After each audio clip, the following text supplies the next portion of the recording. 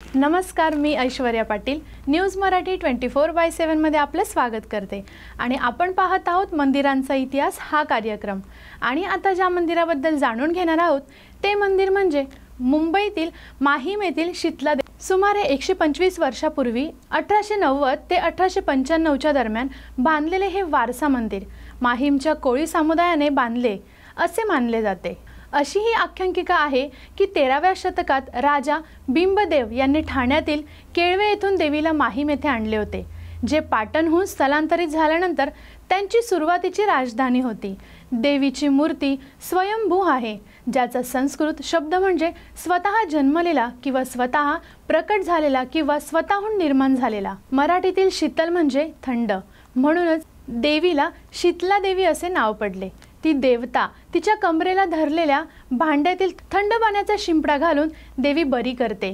हे आबनूस मंदिर विठोबा रखुमाईच्या मागे शांत हिरव्यागार अंगणात आहे।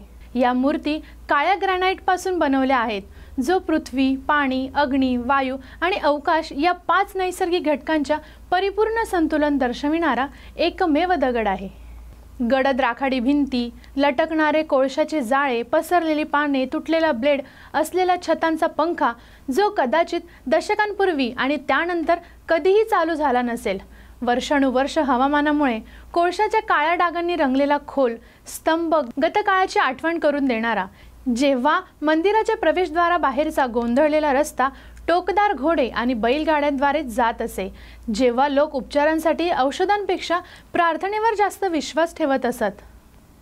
मंदिराच्या आवारात मारुती, खोकला देवी, कालिका माता, भगवान, शंकर, गणपती, स्वामी समर्थ, शांतादुर्गा आणि विठोबा या देवदेवतांची मंदिरे असल्यामुळे येथील वातावरण प्रसन्न असते। येथे नवरात्री उत्सवात मंगळवारी आणि शुक्रवारी देवीला सोन्याचा मुकुट चढवला जातो।